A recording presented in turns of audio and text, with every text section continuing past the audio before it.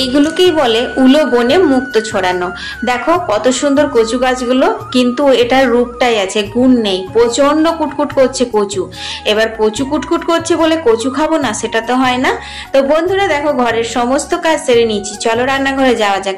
এখানে গাঁঠি কচু, এটা কিন্তু কেনা কচু, কাটা হয়েছে। আর করলা আলু, এটার কচুর সঙ্গে কোনো সম্পর্ক নেই, ওটা ভাতে সেদ্ধ হবে। কচুগুলো দিয়ে তারপর স্বাদ মতো নুন হলুদ দিয়ে একটুখানি মশলা দিলাম, সেটা হচ্ছে অল্প একটু জিরে, অল্প একটু ধনে আর একটা তেজপাতা, আর ঝালের জন্য অল্প একটু শুকনো লঙ্কার গুঁড়ো। তারপর আবার কি, জাস্ট একটা সিটি দেব। এদিকে ভাতের জল গরম হয়ে গেছে, ভাতের চাল দিয়ে তারপর আলু করলাগুলো দিয়ে একটু হাতা দিয়ে দিলাম, ভাতটা হোক। তো চলো, কচু তো সেদ্ধ হয়ে গেছে, সর্ষের তেলে গোটা জিরে ফোড়ন দিলাম, তারপর অল্প একটু হিং ফোড়ন দিলাম। হিঙের সুগন্ধ বেরোতে বেরোতে একটু নাড়াচাড়া করে দিয়ে দিলাম হচ্ছে বিউলির ডালের বড়ি।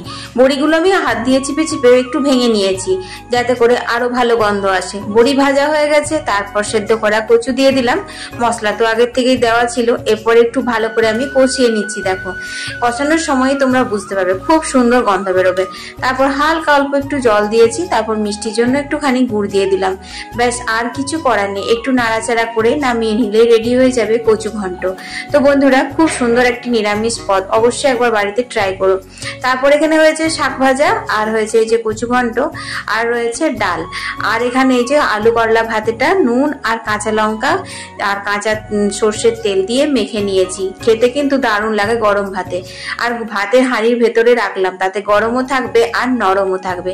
যাই হোক, এখন 11টা বাজে, রান্না কমপ্লিট করে এখন বুবলাকে আনতে যাচ্ছি স্কুলে। এই একটি ডিউটি হয়েছে, বুঝলে, ছেলেকে স্কুলে দেওয়া আর ছেলেকে স্কুল থেকে নিয়ে আসা।